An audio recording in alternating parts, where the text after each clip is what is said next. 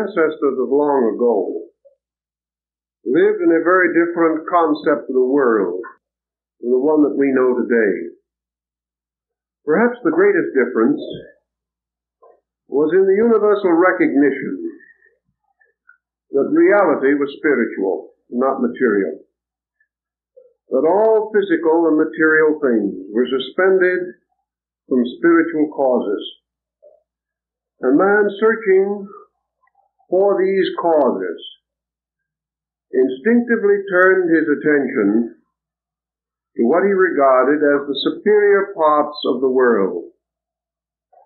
Ancient man had already come to a very important decision concerning the mystery of life. He assumed it to abide in the furthermost parts of the world and the innermost parts of himself. To him and to those who came after him, the term heaven came to have a double meaning. It was not only the spiritual abode of the blessed dead, the home of the gods, and the dwelling place of beings that never became visible to our perception. Heaven was also the great diffusion of space, this tremendous vaulted mystery that seemed to enclose the world as man knew it. Therefore, when he referred to terms such as heaven and earth, he could have more than one meaning. Heaven could be the starry firmament and all that lay beyond it. The earth could not only be the planet upon which we live, but matter, wherever diffused or distributed through the sidereal forms of things. Thus, in antiquity, the world does not correspond either with the solar system, or the cosmic system, or the planet itself. The world is a state of being, and for particular purposes, the ancient regarded the world as the material state of being. He extended it outward, not only to the orbits of the planets, but out into space, into all the hypothetical physical forms that might exist anywhere in the great material diffusion of matter and substance and of elements and essences. He then gradually came to conclude that there were three kinds of energies operating in all created things. The first was direct energy, which he associated with the sun, or with, perhaps more correctly, the great spiritual source of the solar light. The second was reflective energy, which he sensed as being turned from the surfaces of the planetary bodies, shining not with their own lights, but with the lights of the heavens. And a third kind of energy, which he called material energy, which emanated from the earth itself and was a kind of physical kind of energy. Thus he had three energies: spiritual, psychic, material. And he called the lowest or material energy force. And he considered force to be the dominant factor in the moving and molding of matter. He considered reflective energy, or that from the planets, as formal, or relating to the principle of form, and therefore that all compound natures, which are forms, are sustained by planetary energy. He then assumed that the spiritual life and power at the root of things, consciousness, essence, life per se, came from a further kind of energy which he regarded as solar, or belonging to the pure light of a sun.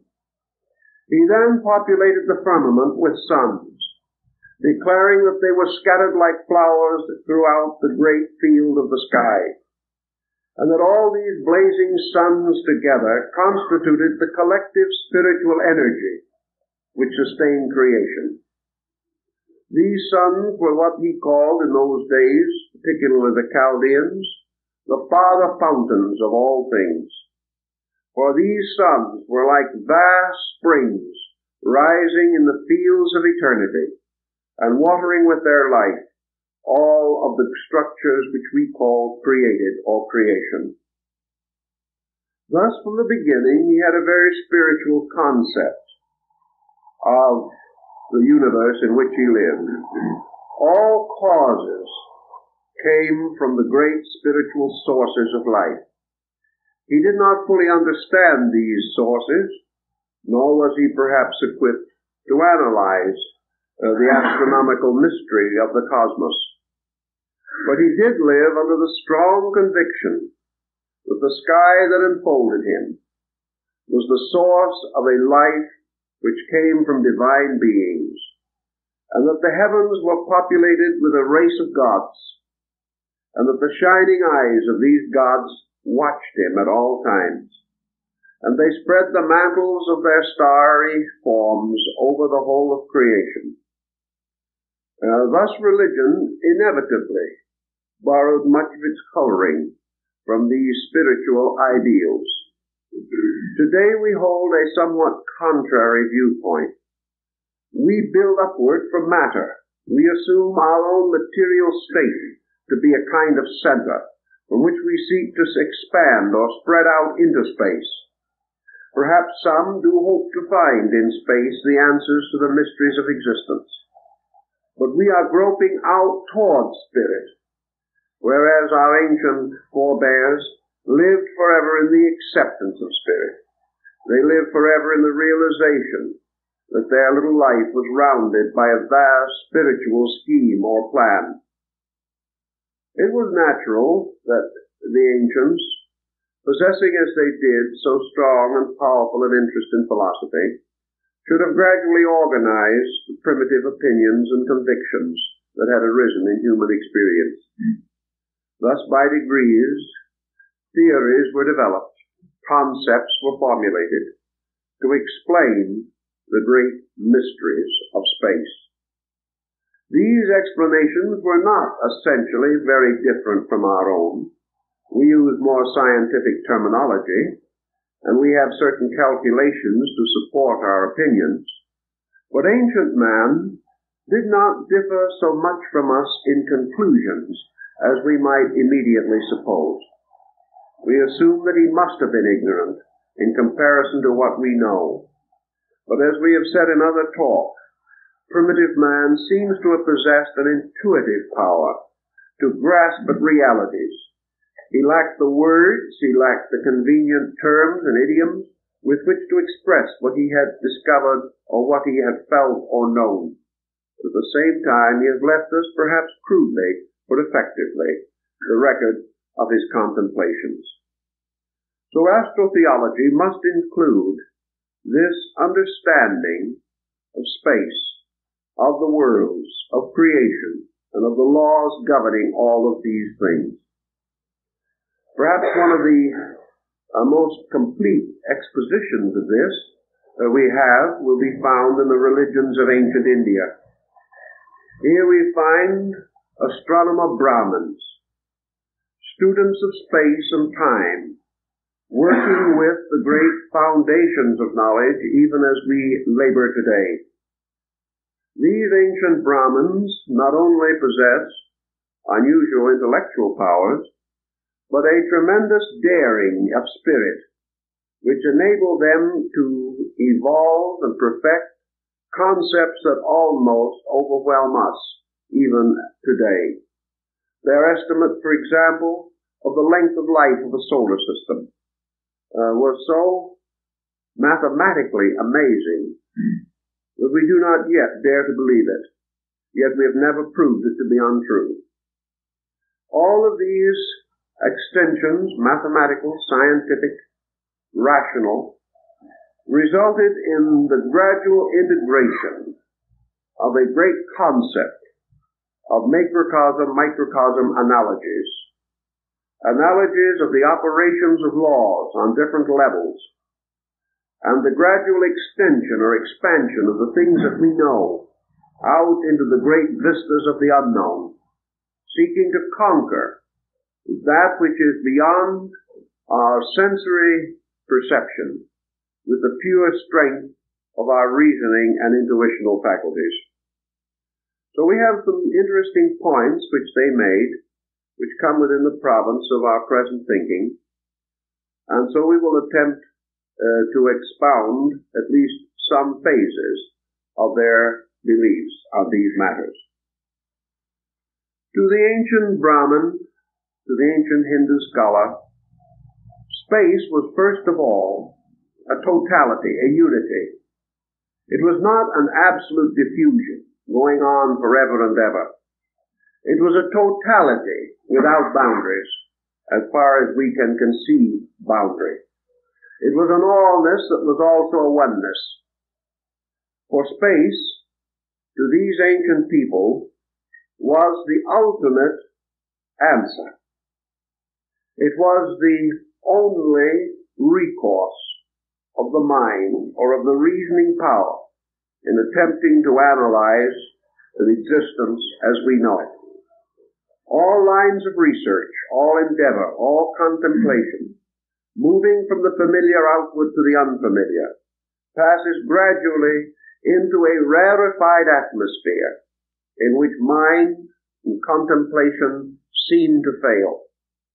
There is somewhere out there a point or a condition in which the conceivable fades into the inconceivable, the knowable into the unknowable. That which has an existence in time retires into an eternity. And in this great collective concept of ultimates, ancient man established his definition of space. Space was ultimate. Space was unconditioned, for it preceded condition. It was ultimately again unconditioned because it extended beyond condition. All things that exist arise in space and vanish into it again. Thus space, and all that it represents symbolically, is the eternal. It is that which has neither beginning nor end. It has no upper nor lower parts. It has no superior or inferior members. It goes on forever. Every part of itself full of life. Every part of itself germinal and seminal. Every part of itself capable of releasing beings from itself. It is a completely rich, inconceivable kind of earth, an invisible earth in which everything grows. And everything has its taproots in space. For from this one eternal condition, all other conditions must come. Thus this unconditioned cannot be vacuum, cannot even be continuum as we know it. It must be total fullness. Space must be the most complete of all things. There can be no lack anywhere within it, no strange bubbles in which itself it is empty. It cannot contain or consist in vacuum. It is total fullness, total allness. And it is therefore also and continuously the source of every conditioned existence. Thus space and the great field of the sky came symbolically to be associated. Space, however, was more than sky, because we must realize that the ancient did not have a material space. He did not know of space as merely the extension of matter. To him, space was essentially a spiritual fullness. But in his scientific thinking, he was not content merely to use a platitudinous definition of spirit. To him, spirit was not a theological thing. Spirit was actually a condition, an endless, eternal fullness of all things. Spirit was life, total life. Life capable of producing an infinite diversity of lives, but of itself one. Space was an absolute nutrition. Space nourished everything. All things directly or indirectly are fed from space. Because everything that supports life is in turn supported by space. Thus space is the ever-providing. Space is the ever-benevolent parent The space spreads itself and diffuses itself so that it is everywhere. There is space between every dancing atom. There is space between all cells. There are spaces between planets. But these spaces are not emptiness. They are bridges of fullness, binding things together. Space also contains within itself the roots of the binding and loosing.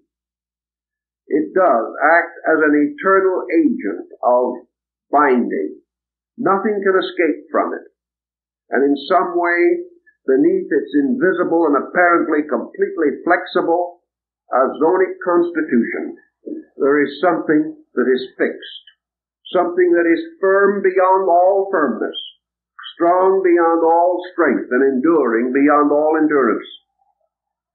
Thus space carries within it foundation, place, and in its own mysterious way, moving upon itself, it engenders time. For time is an unfolding, a moving of duration in space.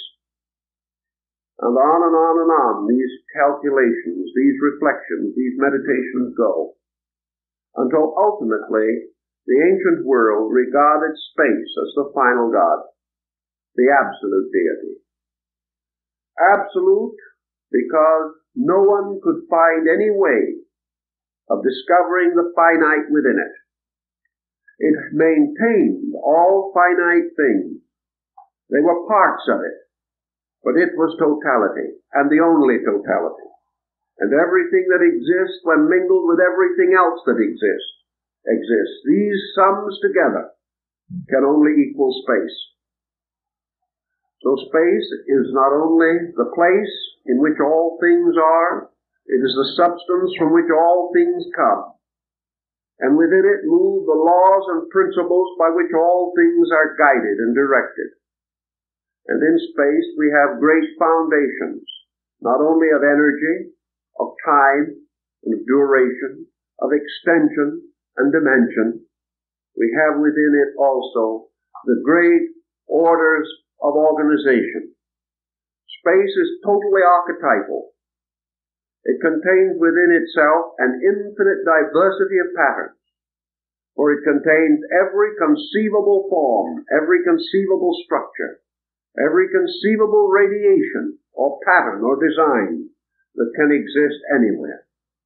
All the different forms of flower and fauna, all these are forms which have their roots in space. Therefore, space is formal also, for it contains the right of all things to have form, and it bestows form according to law. Somewhere also among these infinite diffusions of space lurk the principles of universal law and order. Here were the great patterns, not only of form and of structure, but of moral, of ethics, of all cultures and arts, all of the discoveries that man can ever make on any level or any plane must first exist somewhere in the infinite fullness of space. It was quite conceivable, therefore, that this term space had far more meaning than we give to it today. It became a symbol of the totality of life, the total and complete sufficiency of this source from which all things gain not only their right to exist, but the very elements and essences of their existence. Now this space was populated with a concatenation or order of powers. And this order of powers extended beyond any dimension that we can conceive.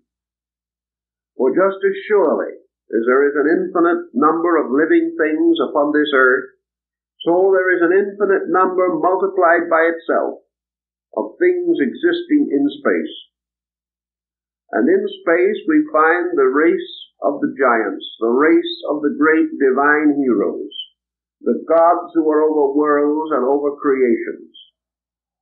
And the ancients, struggling with his concepts, seeking to determine the way in which all these things operated, came upon a mysterious pattern of septenaries. Everything evolved or developed in terms of sevens.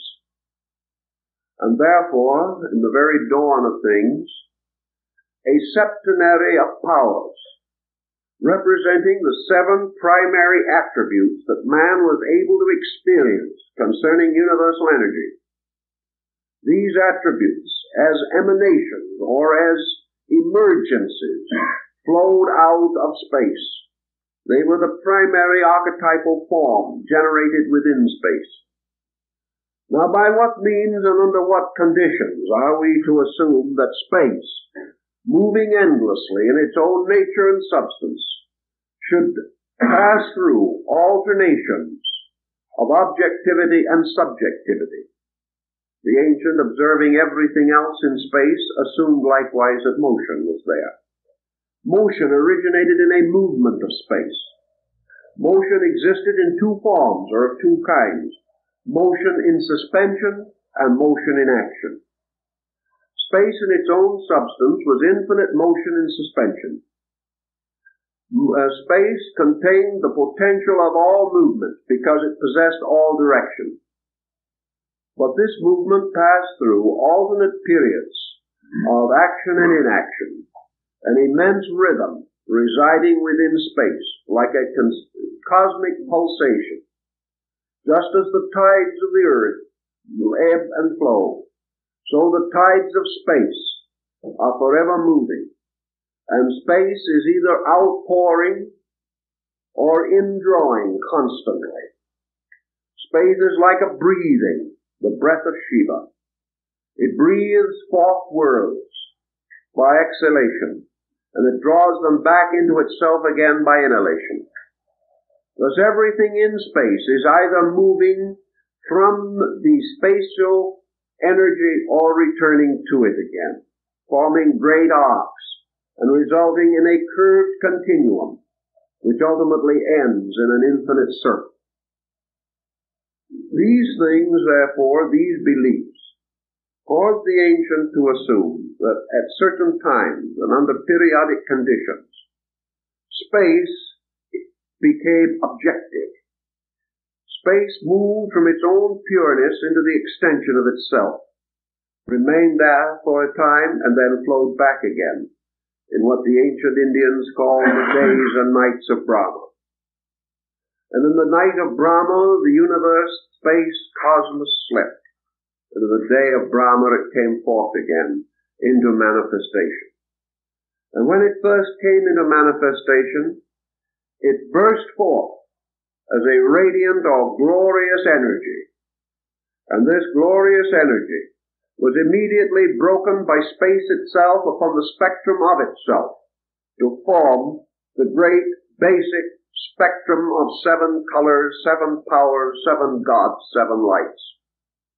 So according to the ancients, when space becomes created, there comes forth from it 7 foundations, 7 immense principles of principles, dependent upon principle.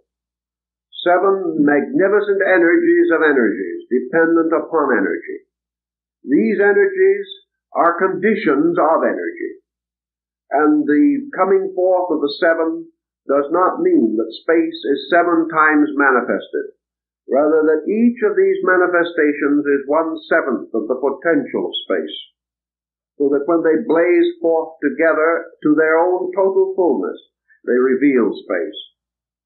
And these 7 became 7 great suns. And these 7 suns are totally invisible to the sight of man. They are 7 great centers of cosmic life. And they are so vast and so inconceivable that their bodies, the bodies of these 7 together, constitute all known and unknown space. They form a strange overlapping of circles and of planes or levels. But these 7 together extend beyond anything conceivable to man, for they have no actual boundaries except the boundaries of eternal space itself. These 7 great suns in turn gave birth out of themselves to 7, each one to 7 more suns. And these in turn burst forth and broke apart radiated as 7 more, until this division took place 6 times, and the universe was filled with these blazing suns.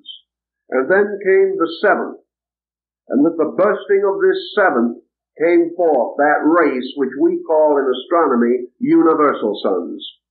In other words, we haven't even gotten down yet to the point where astronomy can conceive or take over the procedure, because we are now dealing with the gradual filling of the parts of space set aside for creation with this tremendous race of solar beings.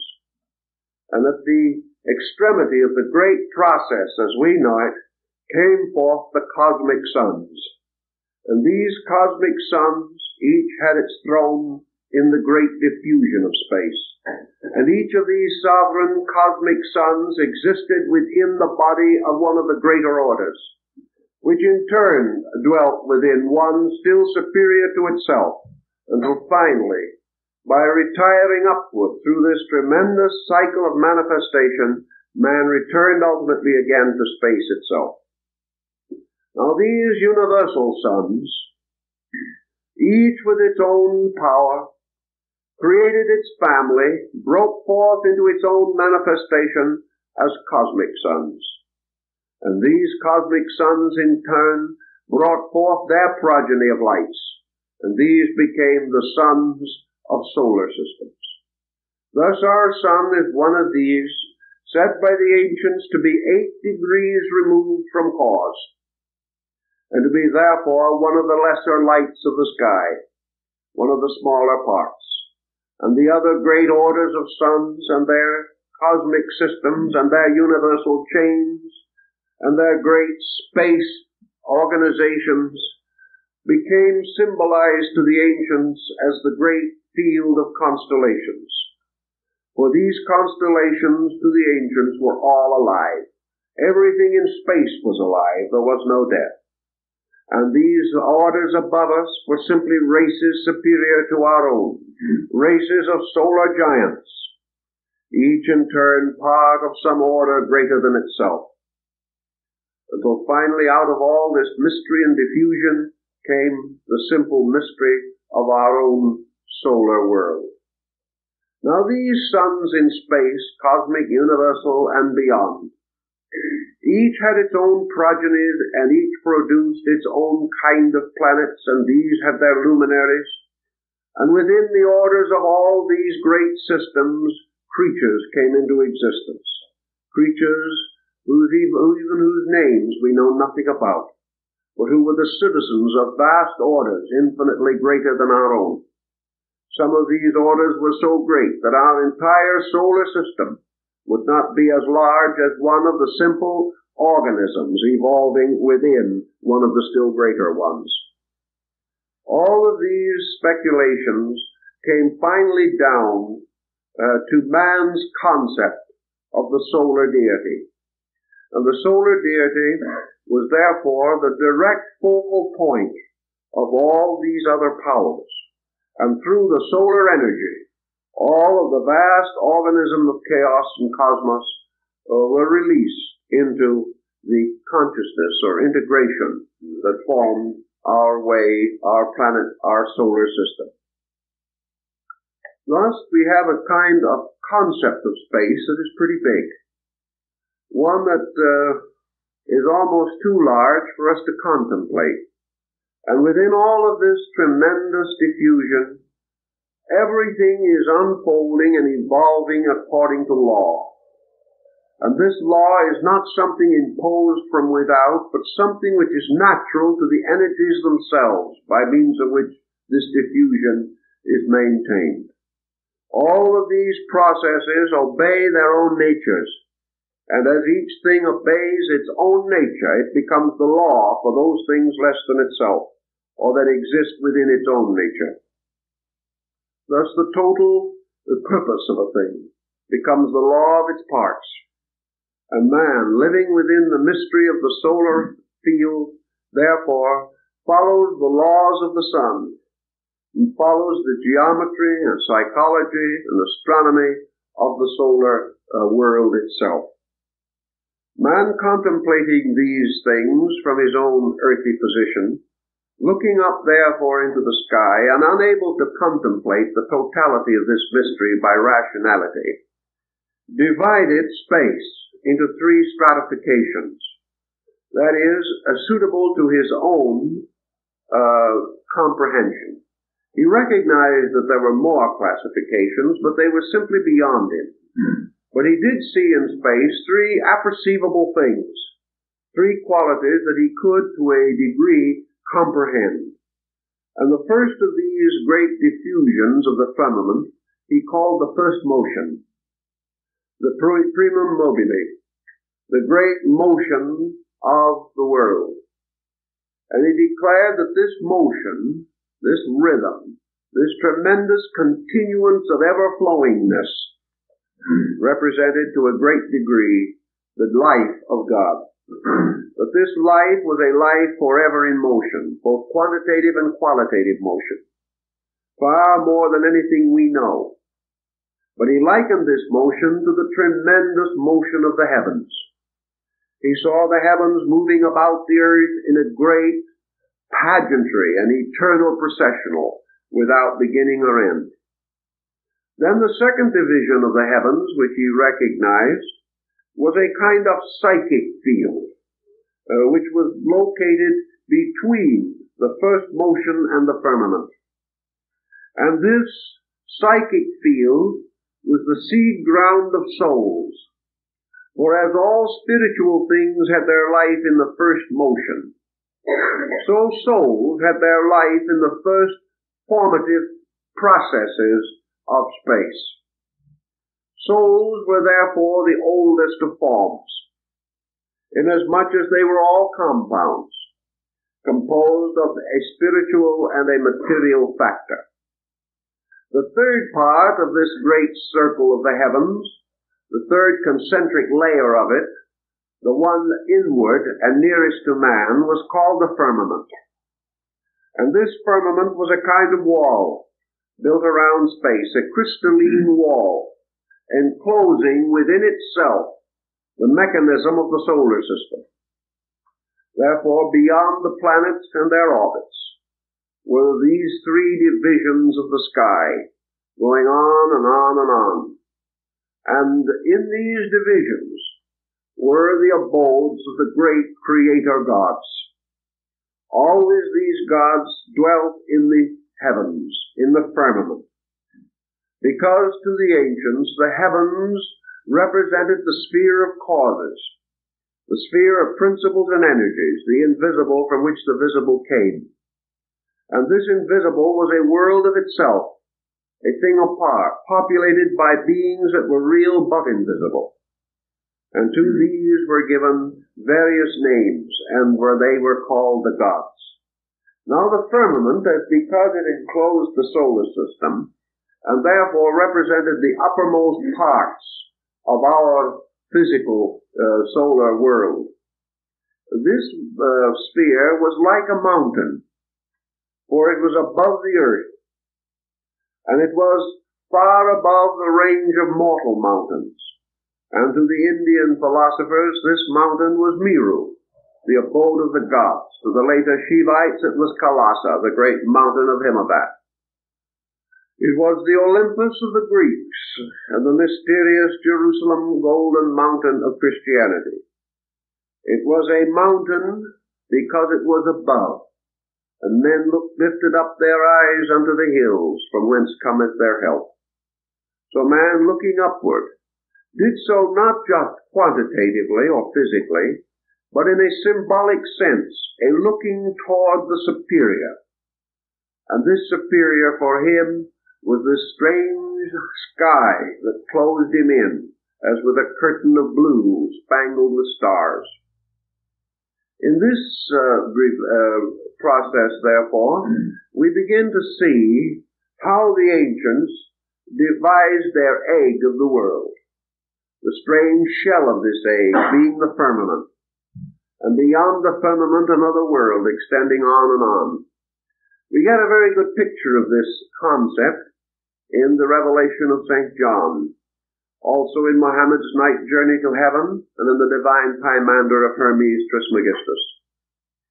Here we also find it in the descent of Istar through the 7 gates of the descent into the underworld, because this heaven abode was separated from the earth upon which man stood by the royal arches of Enoch, the royal arches of the sky, the arcs of the planets. And as man ascended through the orders and orbits of these planets, he came near to the empyrean, or the great abode of the stars, the firmament. And by inspiration, by inward illumination, this ascent lifted him above matter and into the abode of the gods. And this was represented by placing a small door in the sky, through which St. John is said to have passed in his mystical reveries, to examine the world that lay above. And here he found the sea of glass, before which stood the throne of the Eternal, hymned by the 24 elders, surrounded by the angels and symbols, and in the midst of it standing the Lamb with the seals of revelation. And in this great vision then, we had man moving into what he regarded as the causal universe.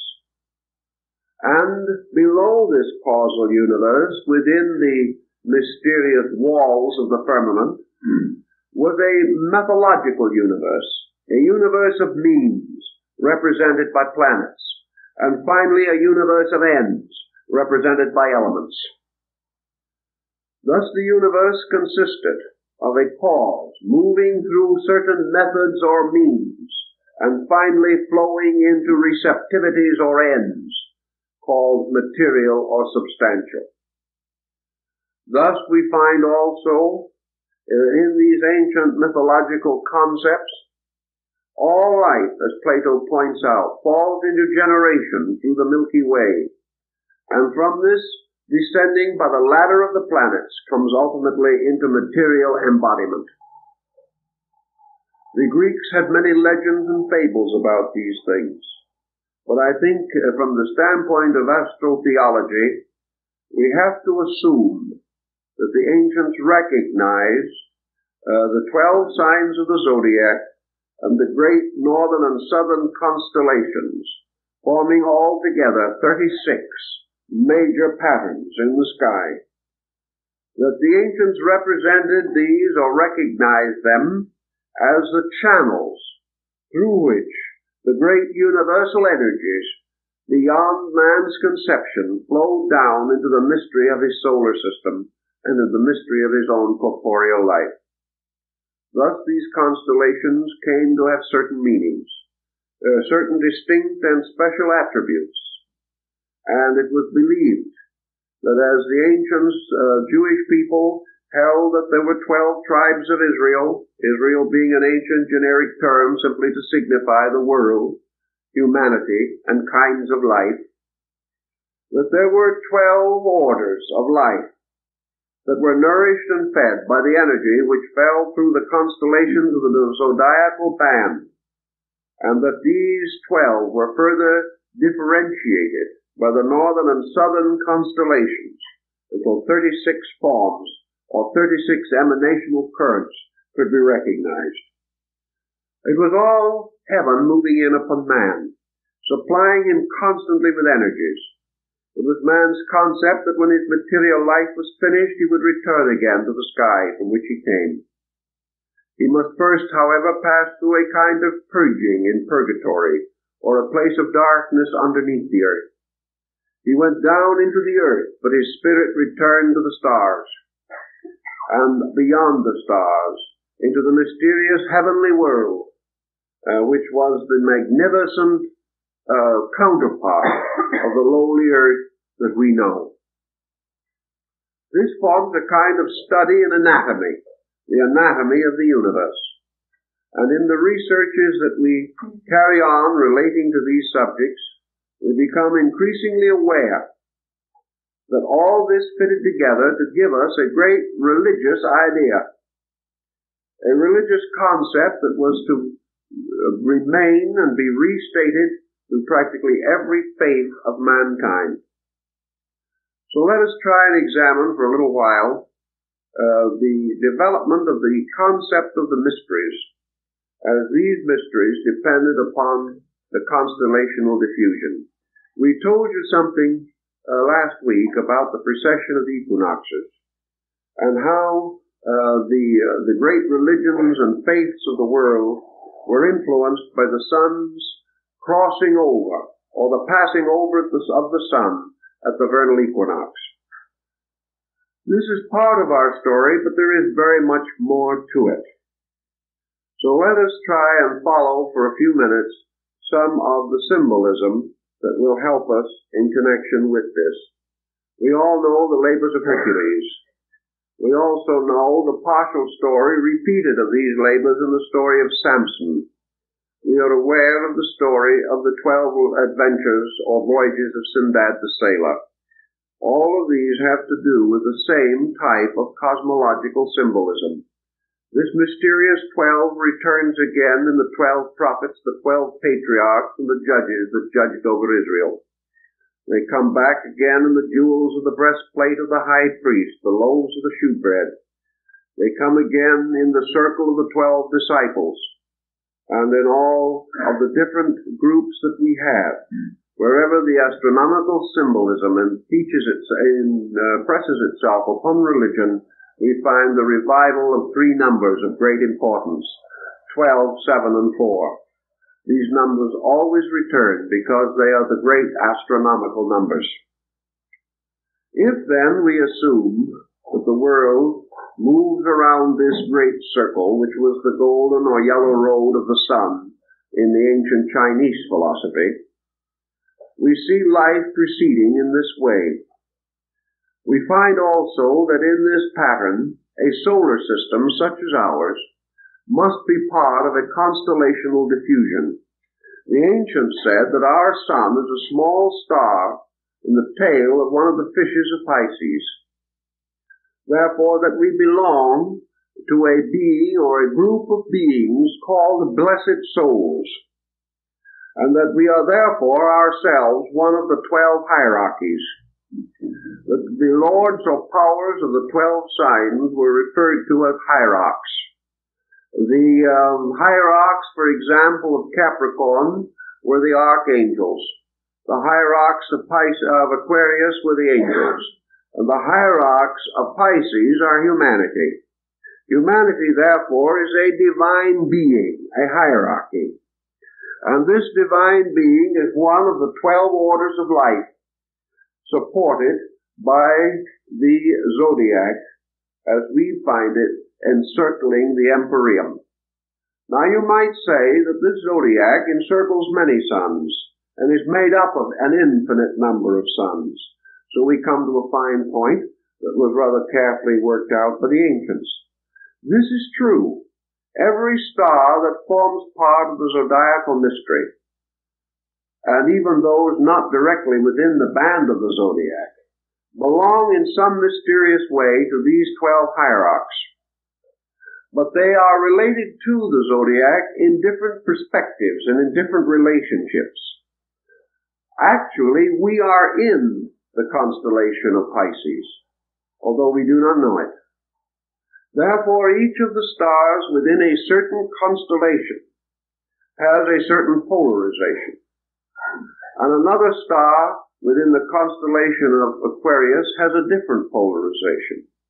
And as a result of that, its relation to all the other signs is different. Consequently, actually, in this great family of planets and stars, there are no two alike. Each one is in a different relationship to all the others. And each one is passing through a great cycle of growth according to the laws governing its own constellational body. For this constellational body is a superior being within which a group of suns exist and have their being. All these divisions were charted and mapped for the ancients in order to give us some concept of the magnitude of the world in which we live. Man being of the sign of the fishes, the constellation of Pisces, becomes the dominant note in connection with him.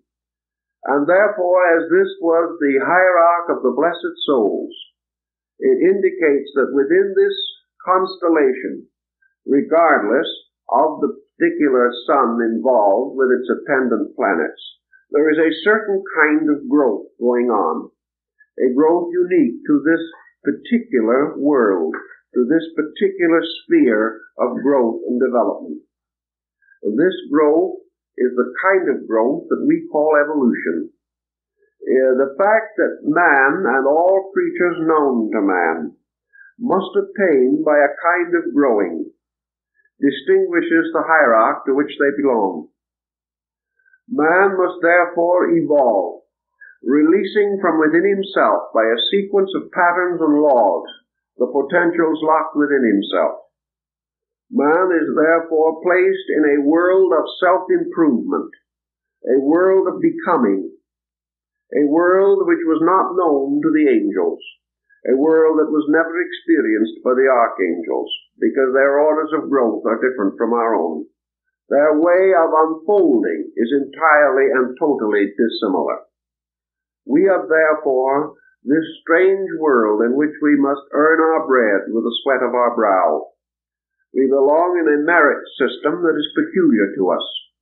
We belong also to a particular type of being which has within itself this great problem of ultimate assimilation.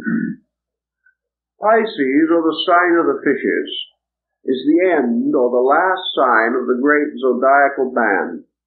Therefore, it is the sign which has to do with the gathering up of all other signs and all that has gone before. It is a sign that has to do with the fruition of previous labor. It is the sign which precedes the sleep or the rest of the gods. Therefore, it is the sign of the old and the end. It is the sign of things having reached destination, having completed arcs and cycles of purpose. And in this we find man living under the strange principle of retributional law, a law peculiar to his hierarchy, and a law which he must fulfill. Man, therefore, of all creatures, is most strongly and profoundly affected by these laws of karma, of destiny, because they belong to the constellation to which he is a part. And all life growing in that constellation grows by the laws he grows by. But a different group grows under an entirely different pattern of laws. Also, man has another quality derived from this hierarchy, and that is the great compassional factor, the great priesthood. For in a strange way, the sign of the fishes is the sign of priesthood. For it also has to do with that part of the solar system from which the new cycle is to be born. Therefore, that which goes to sleep at the end of humanity becomes the beginning of a new birth in time, a new organization, because it is the end of an old, the binding up of a cycle, the completion of things, the paying of debt, the compensation for all things unfinished, and finally, out of this total completeness comes the engendering of a new order of life, a new way of life. So that in a wonderful way, this sign represents the way of spiritual rebirth into another sphere or another plane of action. The ancients had all these keywords and all these keys and codes by means of which they identified the activities and powers of the different constellational groups.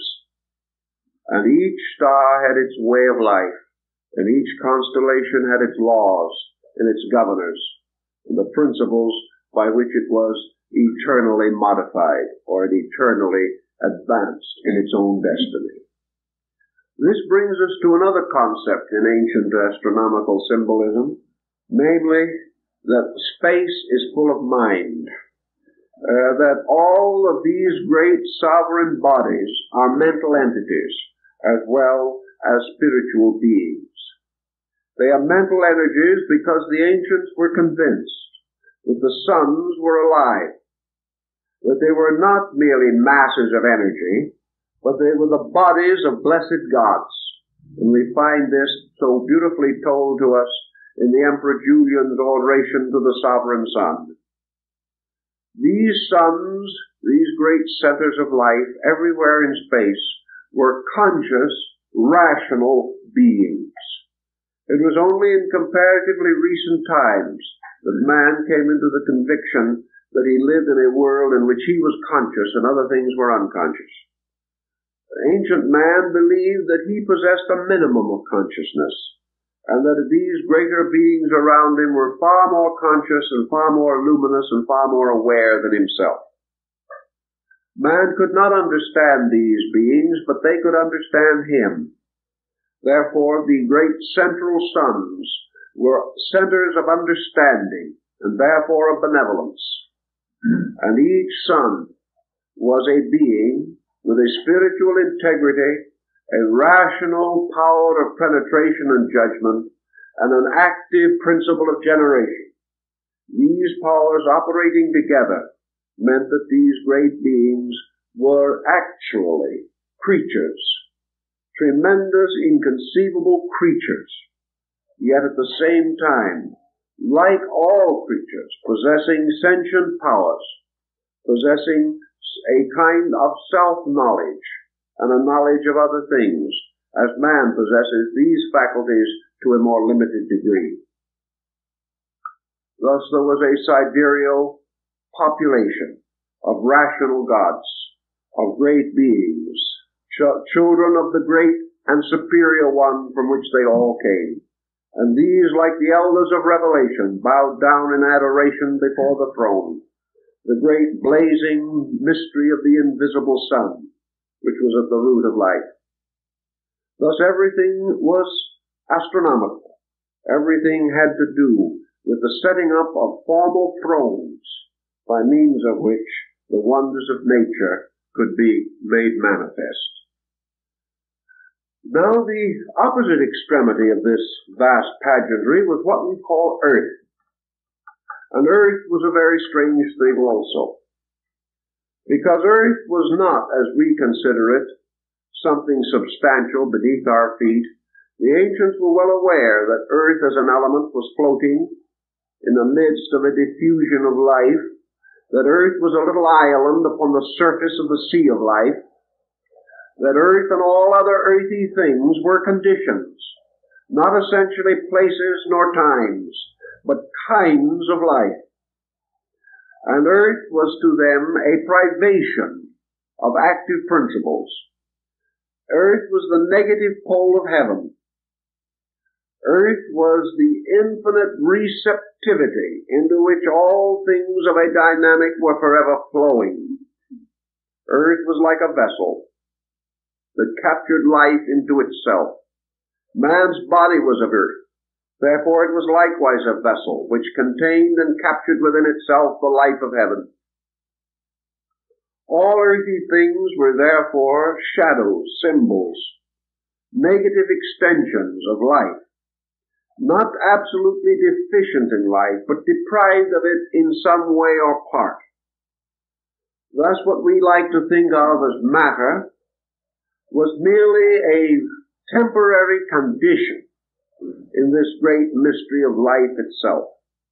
But the ancient also had the realization that this matter, which was the source of body, which was the source of this strange prison world in which man finds himself, that this matter as a polarization was absolutely essential to the kind of life that man has to live. Ancient man differed from modern man in another particular. Ancient man had a wonderful acceptance.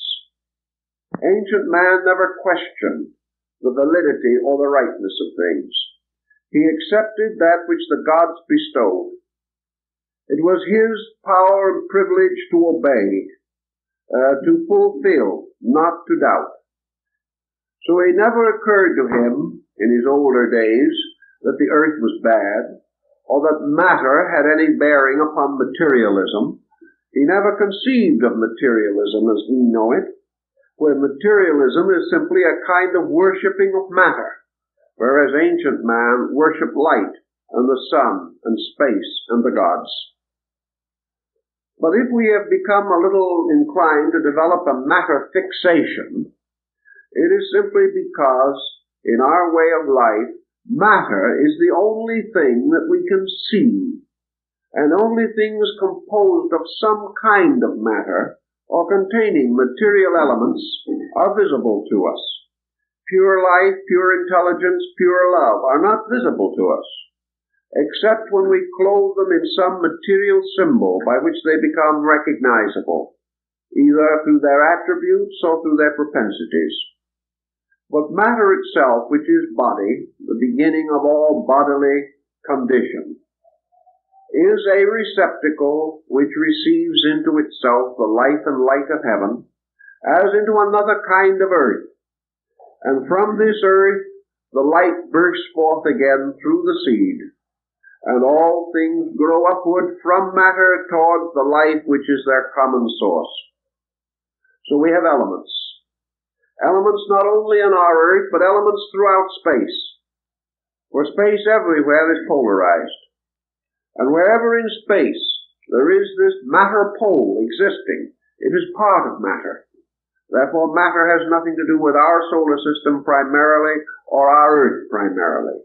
It is a condition that exists wherever life moves out into activity, because it represents the receptivity which must receive that activity.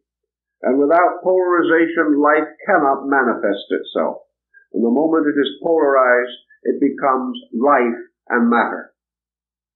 So matter is the infinite challenge, that which must ultimately be filled with life, and must ultimately again return to life. Now matter produces out of its own mysteries bodies. And bodies themselves cannot exist merely out of matter. Matter is the substance, but there must always be the sculptor. Matter is the clay for the pot, but there must always be a potter to mold the clay. So matter extends on and on through space, visible and invisible actually, for its subtler parts still transcend our perceptions. But matter goes on and on and on. It is a tremendous material from which we can build almost anything, but it remains simply a great expanse of potential. In order that this matter shall become activated, shall have the power to produce out of itself something, or to be molded or made into something, there must arise between space and matter an intermediate power. And this intermediate power the ancient called mind. And mind was the beginning of the principle of form. For mind is the power which, molding matter, organizes it into forms. Therefore, wherever mind operates upon matter, there is form. And both mind and matter disappear in the form. And there is a new compound or a new substance that seems to appear. And this new substance is a species or a kind of life. For minerals, plants, animals, men, supermen, deities are compounds of mind and matter. And wherever these compounds arise, we have the emergence of tangible, growing, unfolding forms of life. The molding of matter by mind makes many wonders possible to us. So the ancients interposed between the firmament of the fixed stars, the great spiritual agency, and the elements of the earth, fire, air, and water, the primordial elements which they knew. Between these two they placed the mysterious septenarial hierarchy of mind. And they formed this mind out of the mystery of the 7 planets. And this mind became, by its original power, the thinker. By its reactional power, the reflector. And therefore, by the will of mind, by the creative action of mind, things are generated and formed. But by the reflective power of mind, things are regenerated and reformed. And when mind reaches the point in its development in which it moves from generation to, we might say, regeneration, when it passes from the conquest of matter to the revelation of itself through matter, it then moves into a level which we call psyche. And the soul is the regenerating, redeeming, transmuting power which arises from the reflective attributes of mind. So the ancients had their 7 planets, which formed the rational focus. These 7 planets gradually developed into the 7 powers of the human mind, represented and enthroned in the 7 parts of the brain, even as the 7 powers of the spirit are located in the septenarial division of the heart. The mind, therefore, with its 7 powers, became a second kind of creator, known as the demiurgus, or the God who creates formal things. And the ancients recognized this power as the second logos, or that which takes hold of the primary elements of space and fills them with a race of titans or of giants who become the molders of space, become the gradual formators of the world that we know. These were the Ammonian artificers who gouged out holes in space in Egyptian philosophy and made them into worlds. So mind becomes sort of the master of matter. It becomes the skillful artisan, the tubal cain, the worker with fires. It becomes the power of ornamenting and glorifying. It is the builder, which causes to be built out of matter this mysterious symbolical form of the everlasting house of Solomon the king. So it is mind that organizes matter and builds it into a great palace, into a great temple, in which the God of ages is to be enshrined, is to find his material sanctuary among men. This power of mind is variously represented in ancient philosophy, but I think that we consider in most cases that this power of mind is particularly centered in the egoism of man. It is this power of mind by which man ultimately discovered his own identity, his own self-existence. And by establishing his own self-existence, he made the discovery that he was somewhere between heaven and earth. He had outgrown the earth, but he had not yet reached heaven. And he conceived, therefore, of a ladder uniting heaven and earth, the same ladder or the type of ladder that we find in the story of Jacob and his dream. This ladder was one upon which living beings ascend and descend. This ladder was the orbits of the 7 planets that extended upward from the surface of the earth to the inner surface of the firmament or the empyrean. And these 7 orbits were the abodes of 7 cosmocrators, or deities of creation. They were the ones who molded matter. They were the tyrants, the gods of old.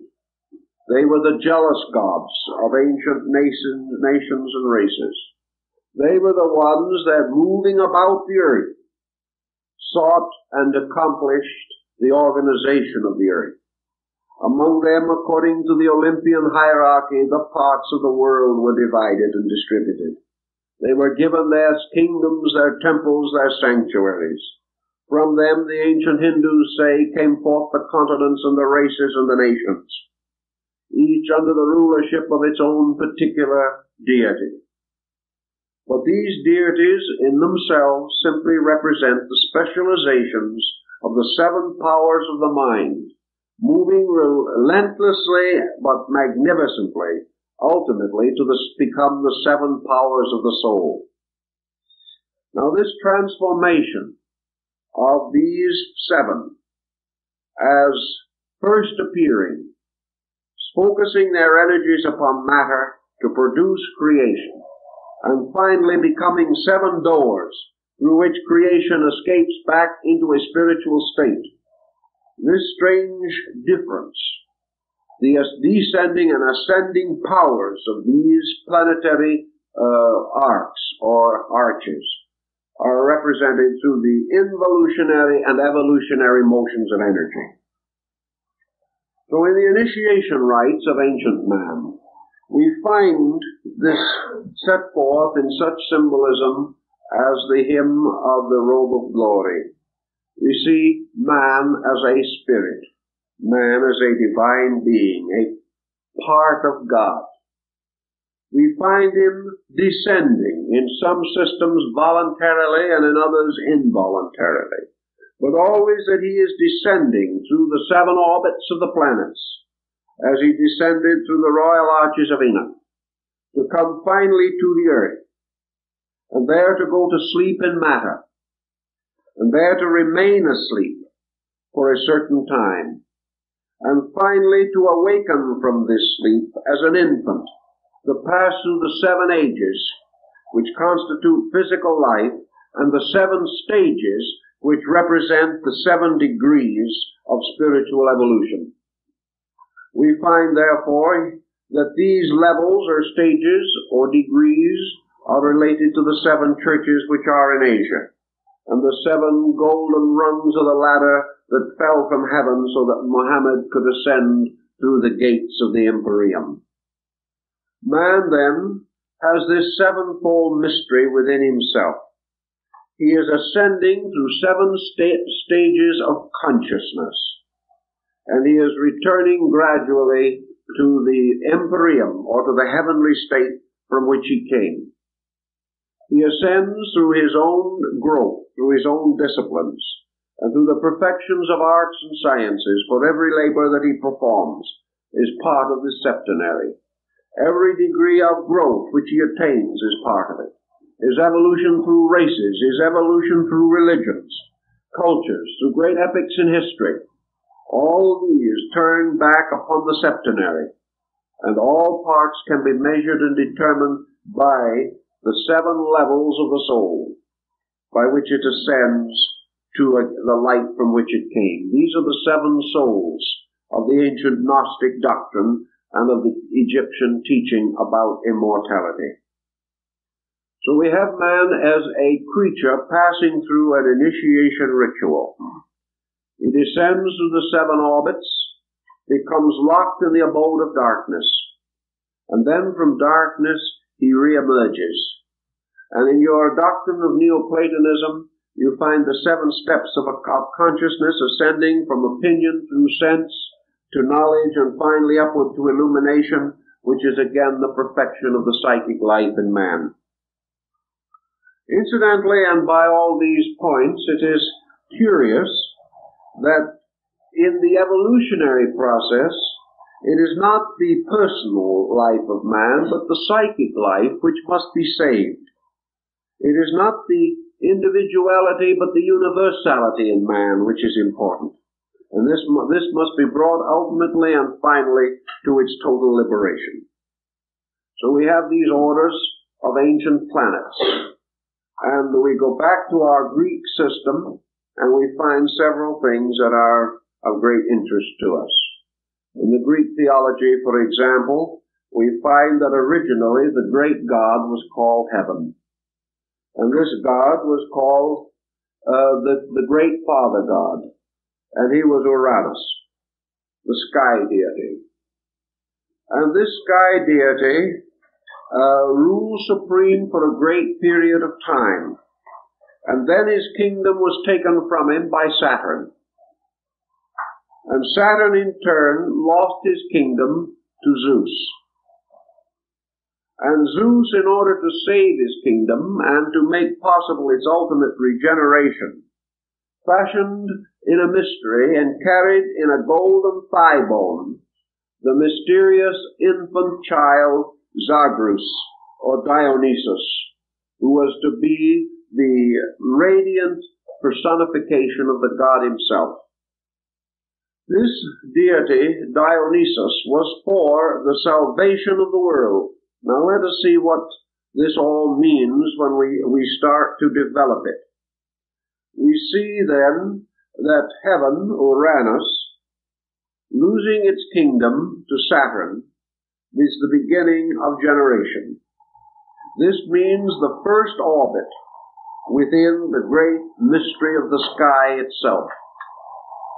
Saturn was the ancient one, the old god, Cronus, and for some mysterious reason the ancient named the outer orbit of the solar system in honor of this deity, placed the symbol of Saturn as the sign of the ancient one, Cronus or time, and made this god the devourer of his own children. And Saturn, in order to preserve his kingdom, destroyed his children by eating them as rapidly as they were born.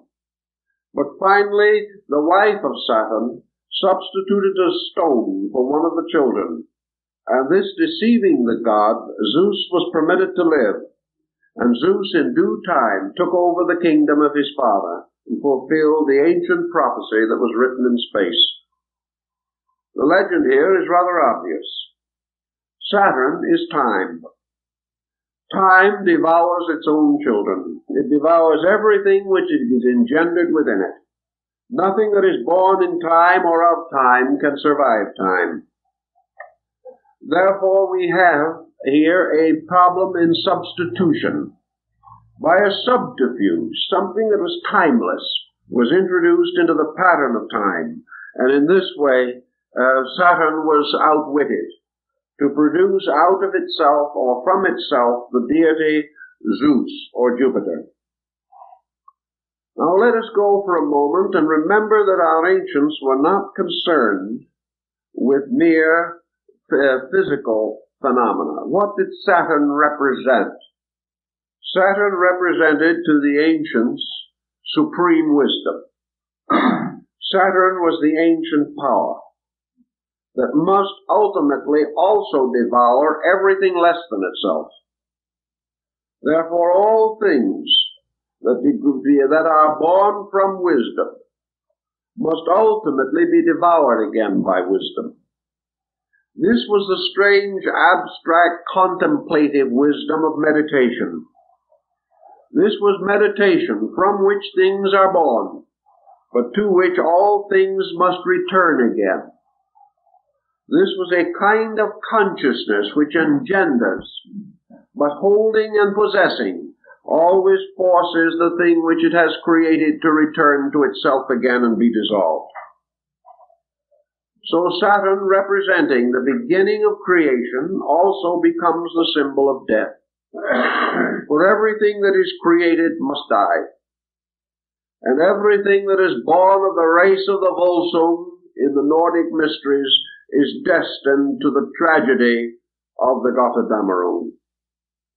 All the heroes of the world must die, because they are the progeny of death.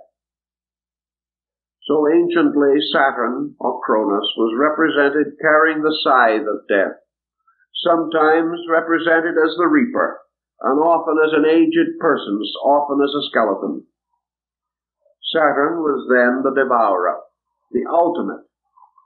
Saturn was the beginning of motions which in themselves must end. Saturn was the beginning of separation, which is itself the supreme illusion and must lead ultimately to the end of its own existence.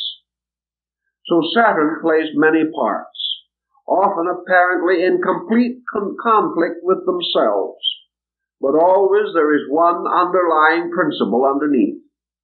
And that principle is that Saturn is strangely both beginning and end. Saturn is the hope and the end of hope. Saturn is death, and Saturn is everlasting life, depending upon the direction of the motions. For the ancients believed that from the rings of Saturn, souls were cast back into the empyrean or space. Saturn is the graveyard of all things, but it is destined, according to the Chinese, that all the earth shall someday be a graveyard. Everything that is mortal comes under the power of this Saturnian principle that is the absolute tyrant. And yet by another mystery, one child escaped the destruction. One child could not be devoured by the god. And what was the symbol of this child? Why did Zeus survive? This is a very interesting and knotty problem in Greek philosophy and Greek metaphysics. But it seems that Saturn gave birth out of himself to one principle that could defeat himself. And the nature of this principle we have to find in the very processes of contemplation.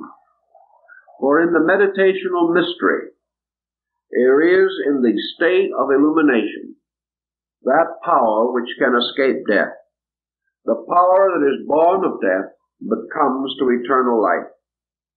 There is in the composition of all things that which is born but cannot die. This mystery is the mystery of the soul itself, for the soul is the only thing that has a beginning in time but an eternity of continuance. Such was the Greek concept, inasmuch as the soul, outgrowing the mystery of life, was alone capable of the experience of immortality. Zeus survived the strategy to destroy him, and in time became the master of the kingdom.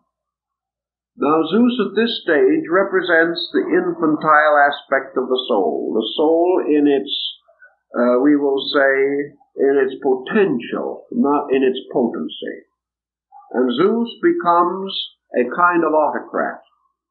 Zeus becomes a very tyrannical thing, because he is the symbol of imagination, and because he has to do with the dream of creation. And from Zeus, in his dreaming and in his mystery, there come forth certain principles and powers. And one of these principles or powers is the horn Zagreus, which is carried within his father's thigh, the mother Semele having been destroyed by thunderbolts. And this horned deity is Mars. Now Mars, therefore, is the next in our order of descending planetary orbits from the sun, from the sphere of Saturn. And Zagreus, in turn, is Mars, or the dynamic energy of the Titans, or the titanic powers which force the world into existence. And the power of Mars is the power of will.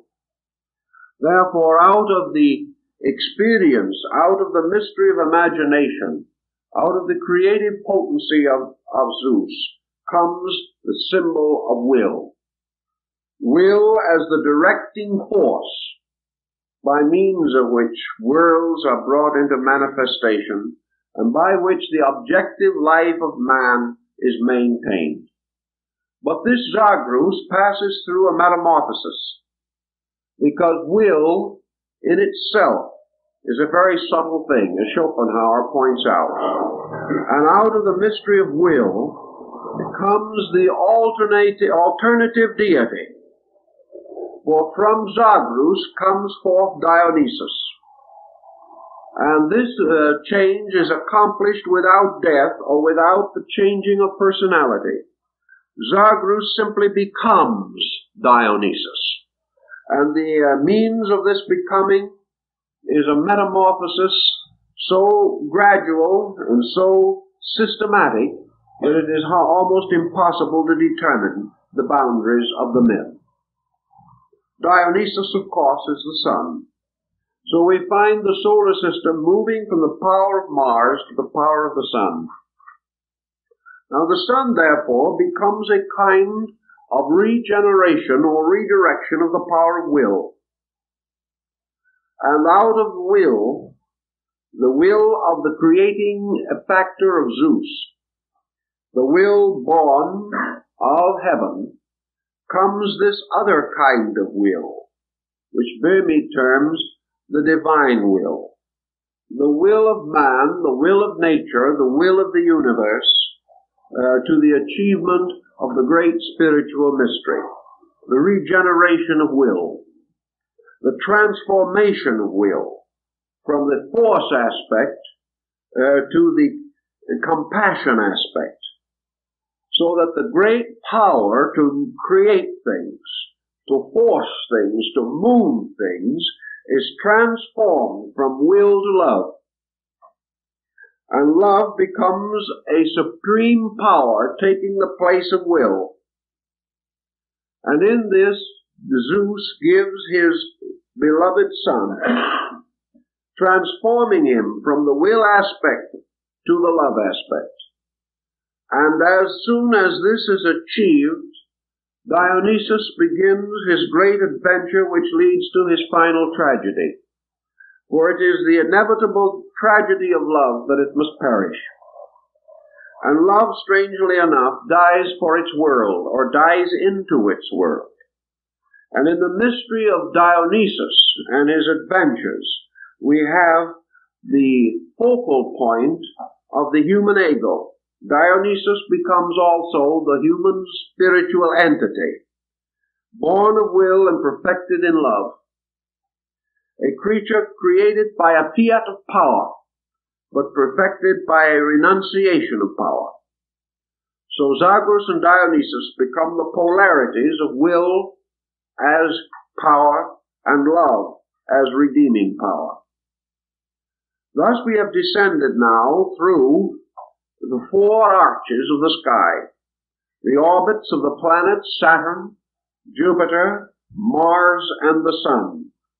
And we find the Sun placed midway in the septenary. This makes it possible for the Sun to be the fourth from below and the fourth from above, constituting a point of mingling.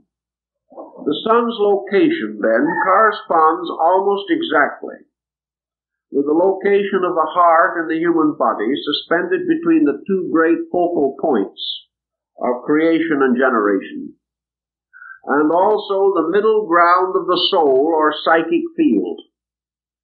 And the Sun, or the ego, standing in the midst of itself, standing in the middle part of the great septenary of the soul sphere, has the right and has the power to extend its rays upward to the contemplations of causes, or to descend with its rays into the underworld to become involved in the mystery of effects.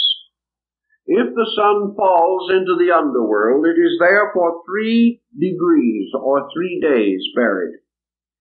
For it descends through the orbits of the 3 inferior planets and is finally placed within the earth, which is the underworld.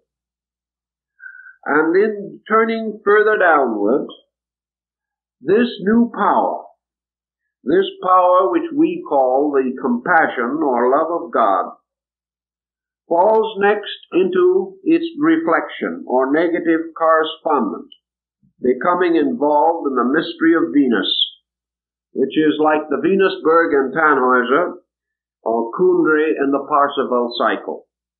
For as the Sun, blessed of its Father and bearing its Father's power of divine love, representing the ego, falls into the orbit of Venus, it falls into sensory or sensuous love. It falls into the personal out of the impersonal, for it is descending downward, now into the mystery of illusion. And Venus is the guardian of the garden of illusion.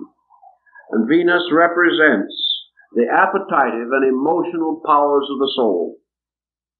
Captured within these powers, held like Parsifal in an enchanted garden, the soul begins to substitute human emotion for divine emotion, substitutes attachment to form for attachment to life, substitutes the beautification of externals for the glorification of eternals.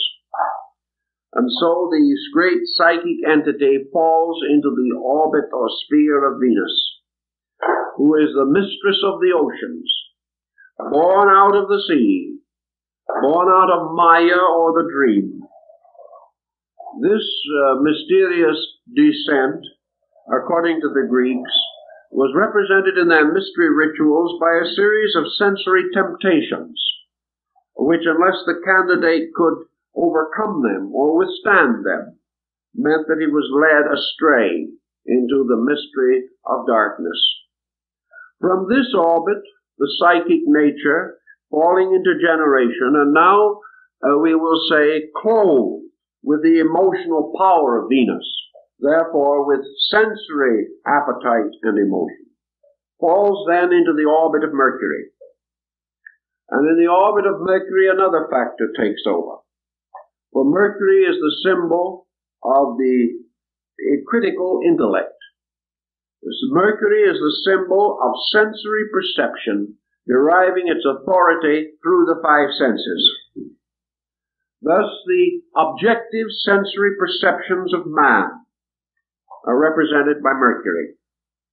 They are the senses which are the messengers of the gods. They carry the sensory reflexes from the external world to man, and from man outward to the external world. But by now he is captured in the illusion.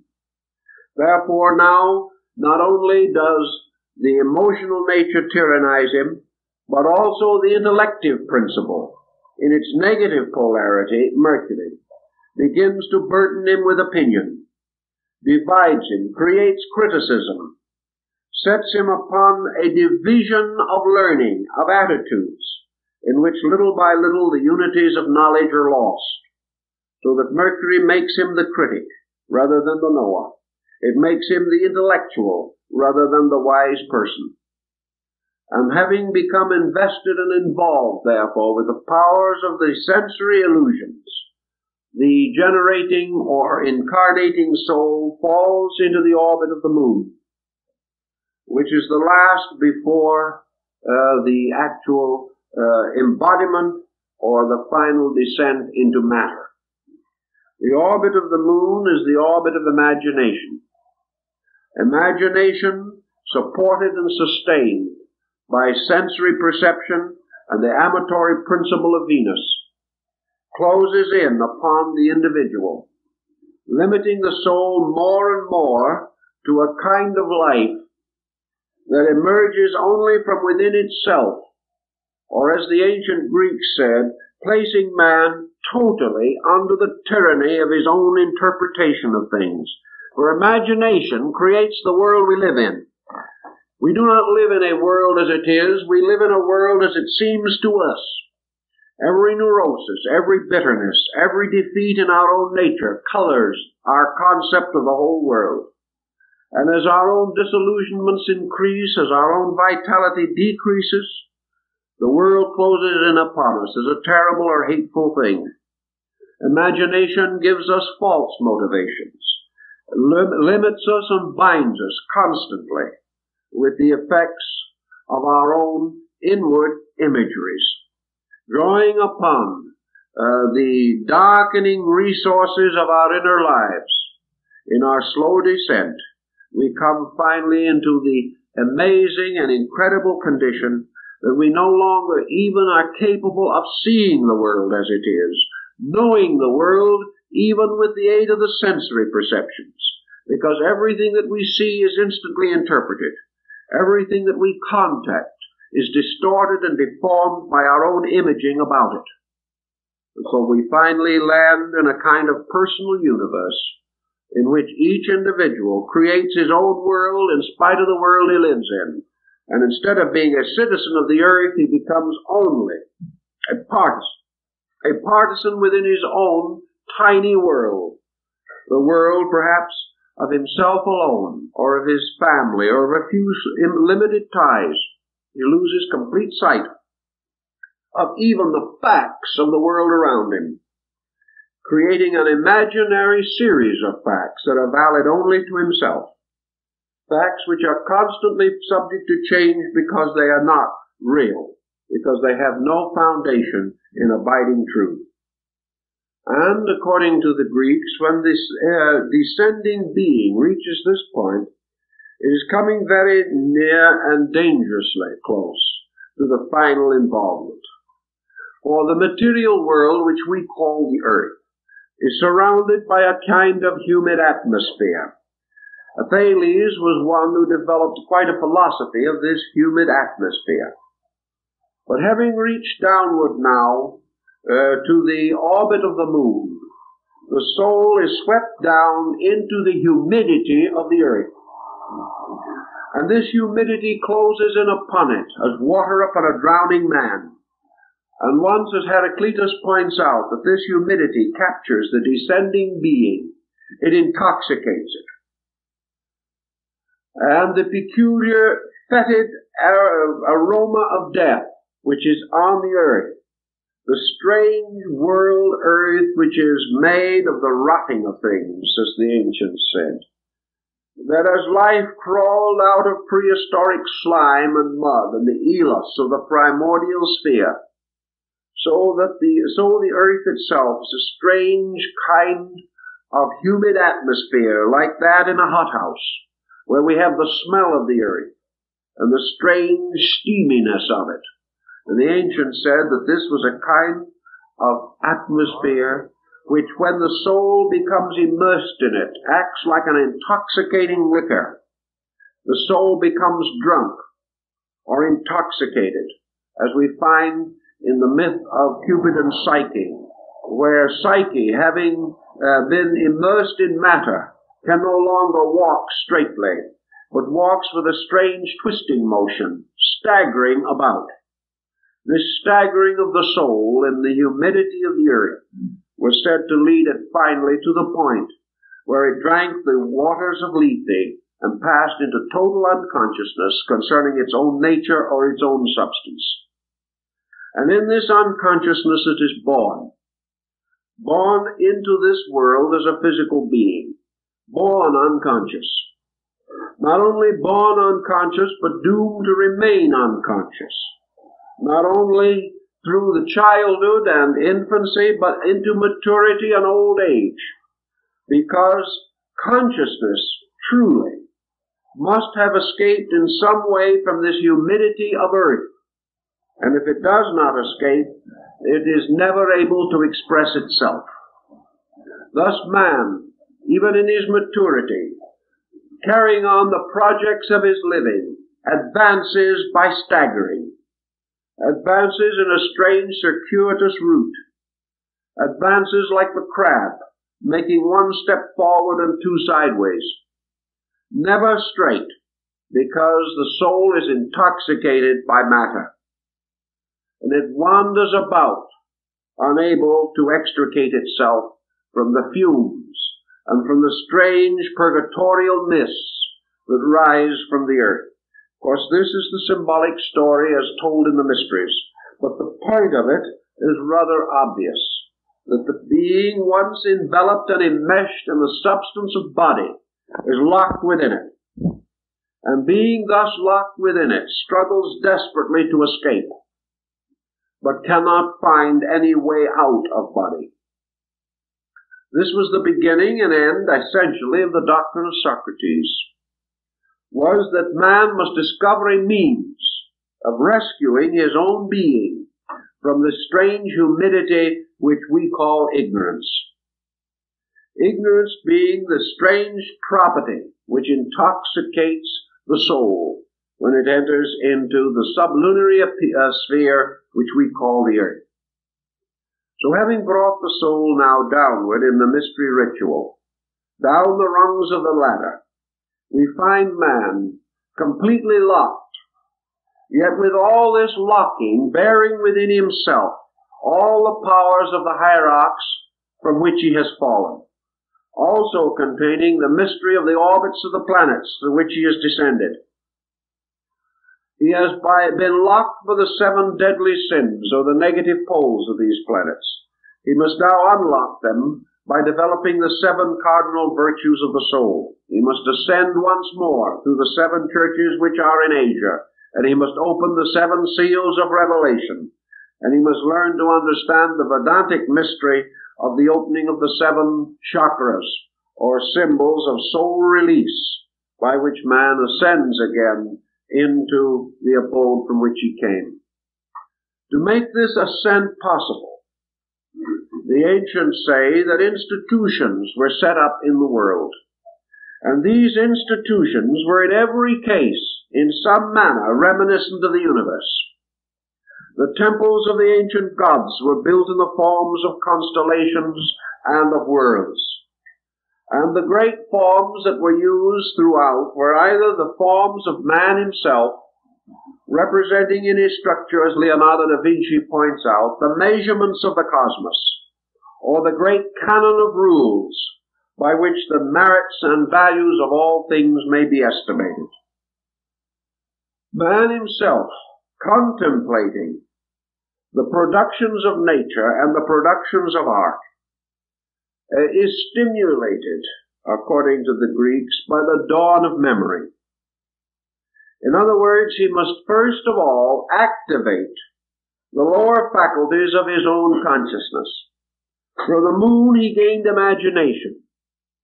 Imagination, by its abuse or misuse, cast him into matter, causing him to look downward, see his own reflection in the pool, and like Narcissus, perish trying to embrace the likeness of himself. But man ascending must ascend back through these orbits by transmuting each of the energies and making the destroying powers the redeemers. He is able to do this because within himself was placed the blood of Dionysus. He contains within himself the life of the solar mystery. And because he possesses this, he is potentially capable of overwhelming or overcoming the creatures that guard each sphere all the way back to the world from which he came. Man is greater than the angel. Man can escape because by nature, origin, and substance, he is superior to the thing in which he is captured. If man had been created in or differentiated from any one of those 7 levels, he could not ascend above it.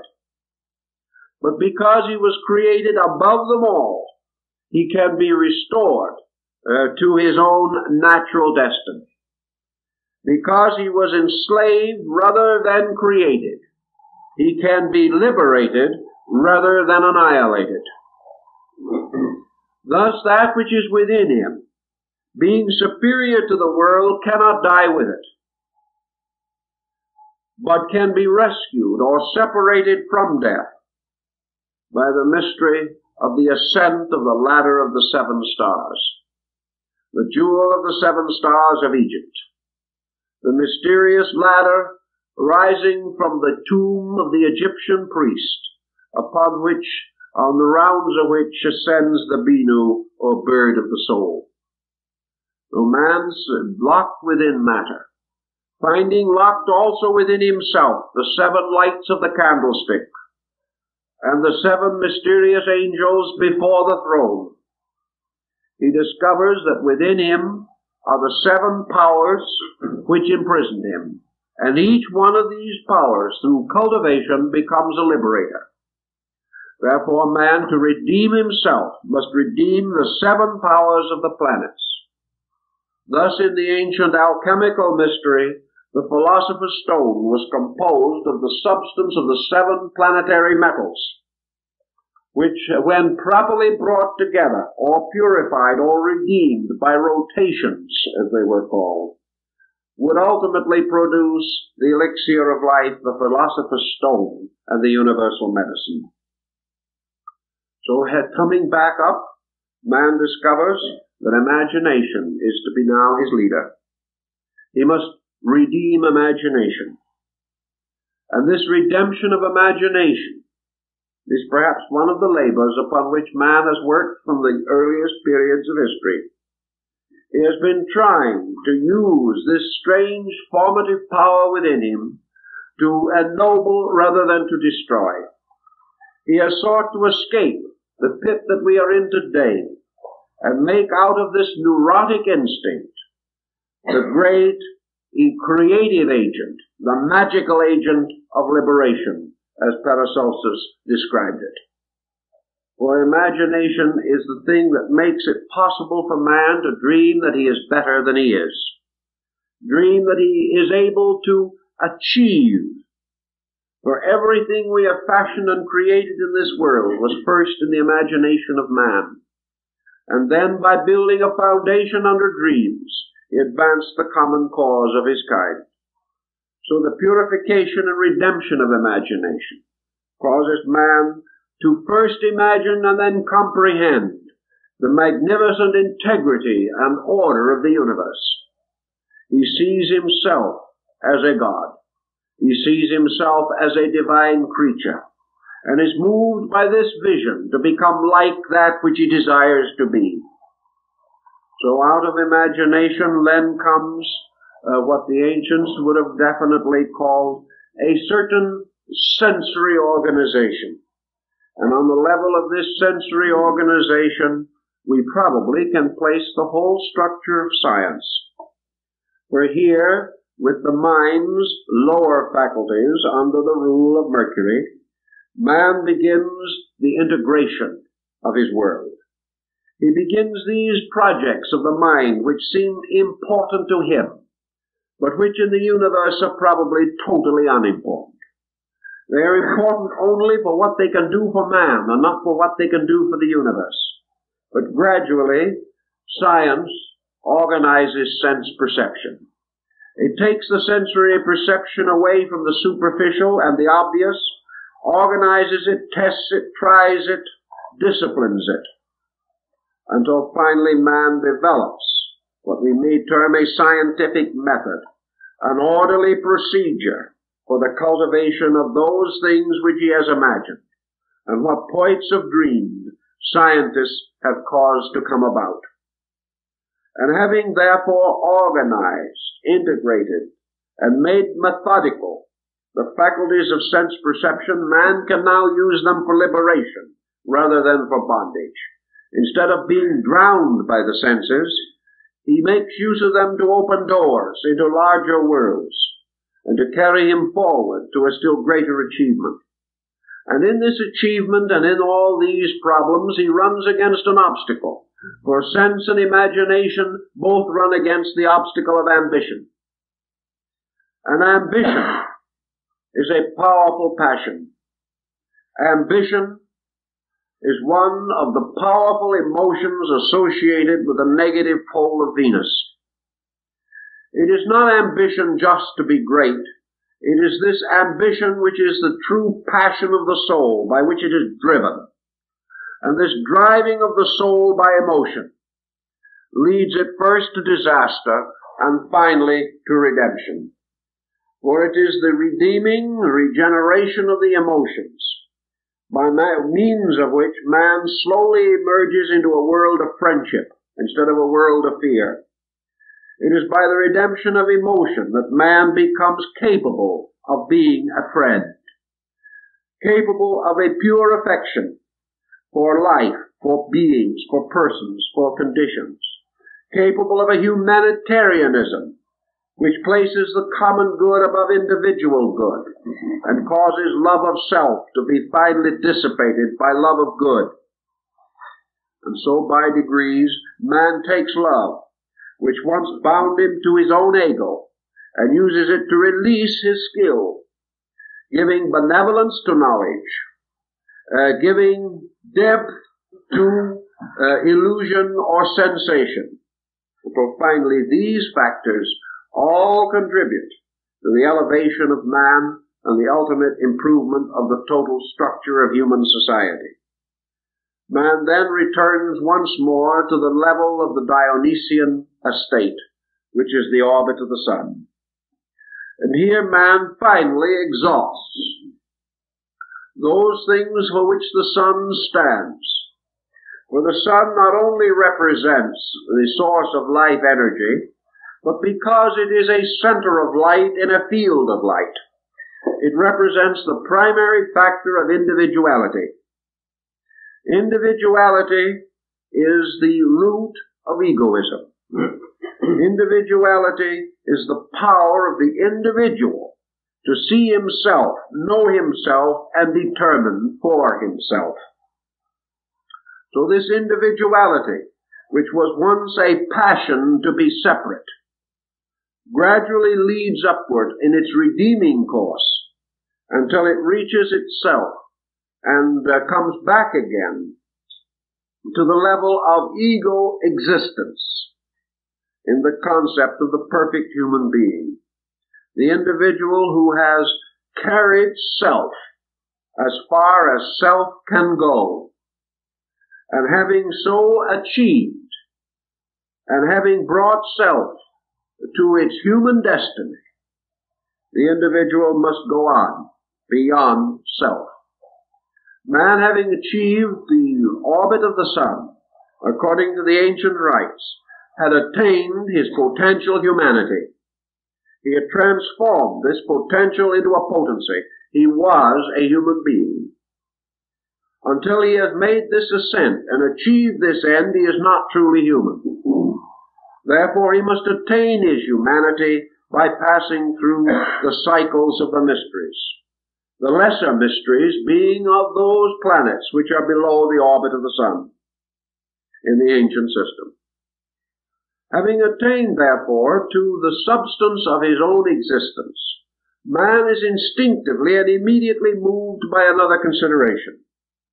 The moment we become fully aware of self, truly aware, we must become aware of the relation of self to other things. A man having attained to selfhood discovers that it is not the end, that it is not sufficient that man should be alone. It is not good for man to be alone. It is not good for the individual to simply be himself, even though that self may be a rich and luminous experience. So man continues to expand upward into the heroic state of the Greeks. And in the heroic state he comes again into the influence of Mars, now upon the ascending order. For of the order of heroes are such as Achilles, a mighty warrior, Odysseus, a strong and brave man, Hercules, slayer of the Nubian lion, and many other wonderful and magnificent adventures.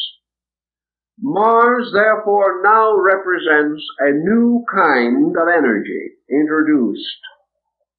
And it is this kind of energy which causes the individual to ascend to the heroic state.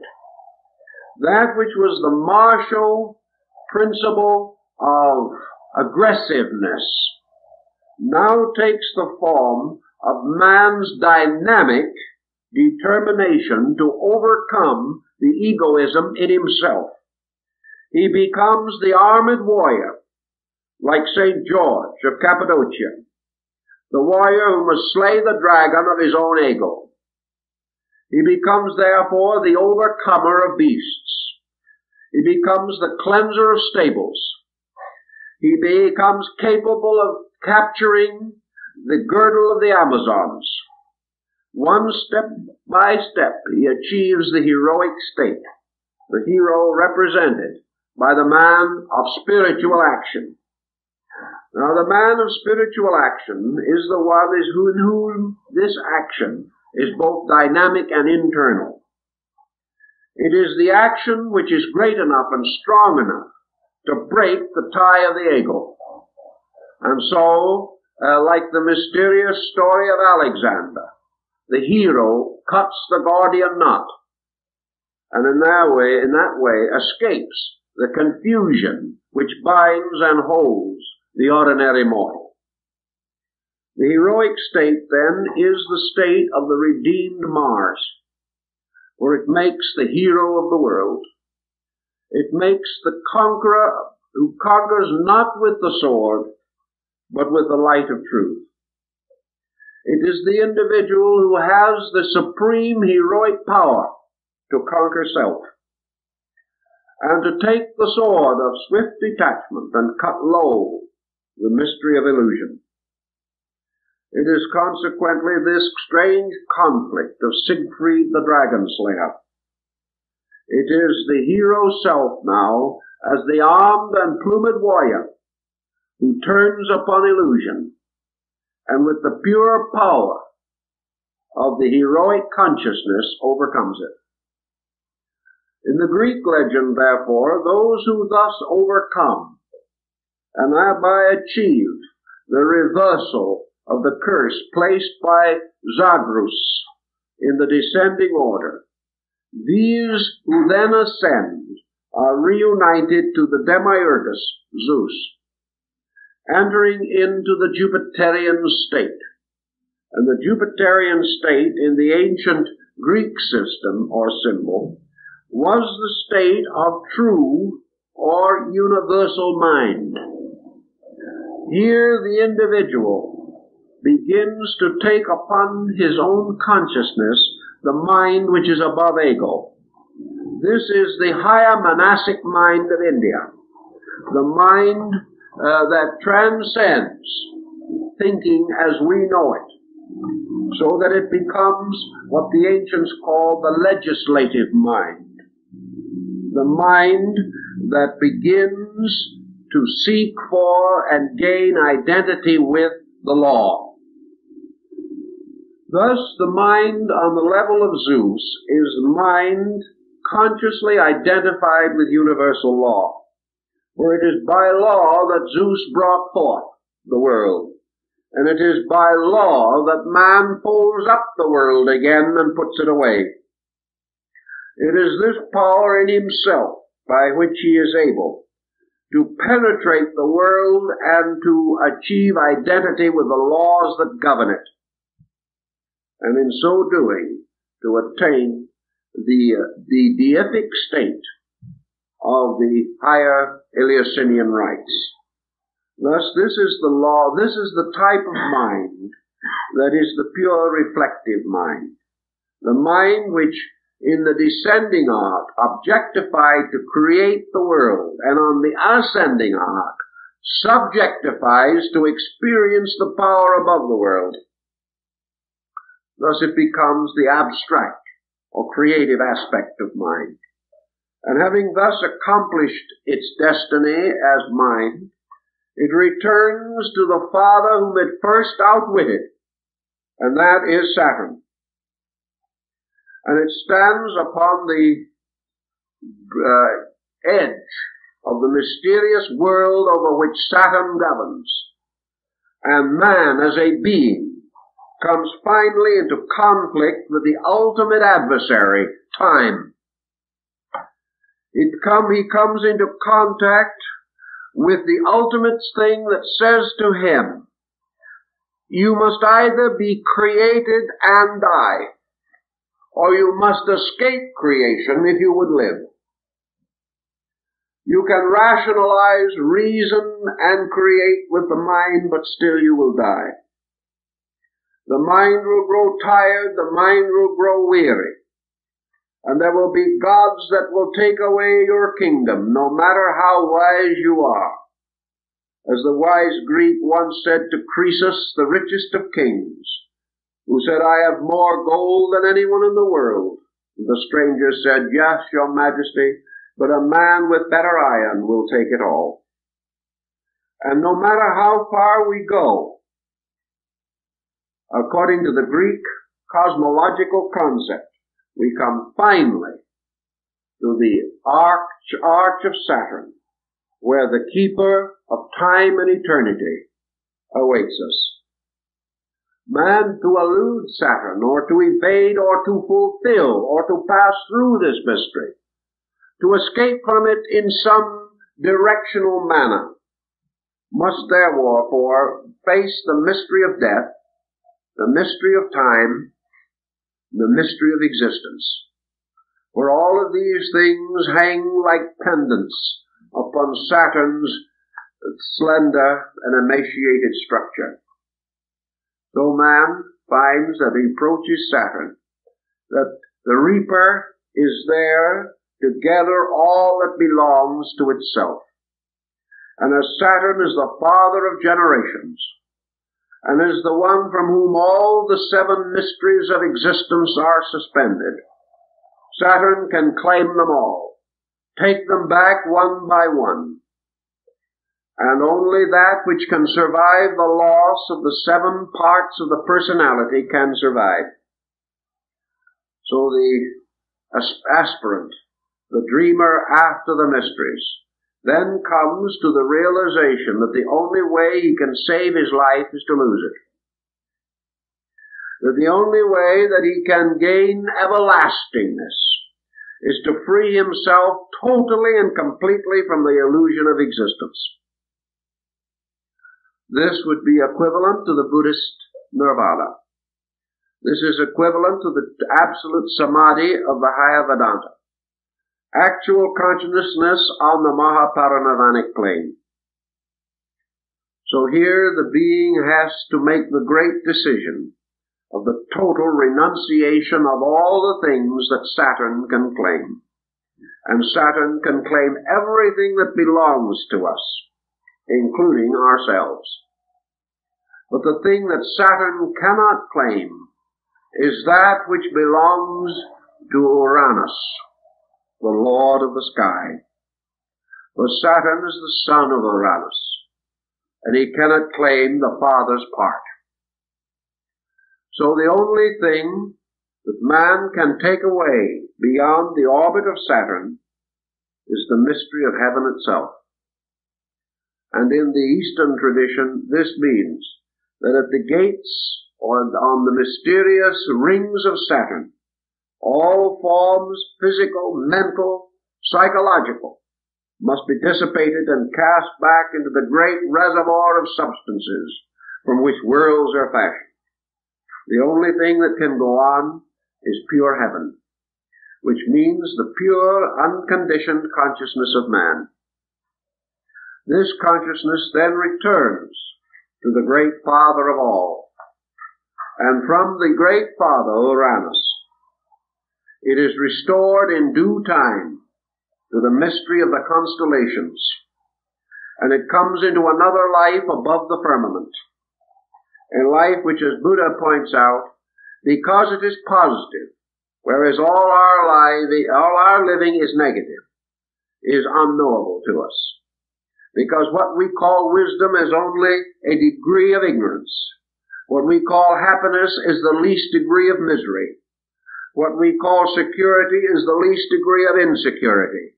The positive facts of all of these things elude us, because they are all captured within the cycles of illusion, which constitute the seven mysteries of the soul. Man, however, as a pure consciousness being, comes to Uranus. And in your astrological mystery, Uranus is the will of heaven, the divine will, the absolute authority of the universal energy consciousness itself. So man, escaping finally through the mystery of the arches and the arcs, comes to the eighth above sphere, which is the sphere of heaven. And here, as the golden verse of Pythagoras tells us, he becomes a blessed God, no longer susceptible of death. This is how your astronomy was made to become the instrument of a theology, which has been scattered throughout the universe as we know it, throughout ours at least, and by means of which we have a skeletal form in practically every system of philosophy and ethics that we know.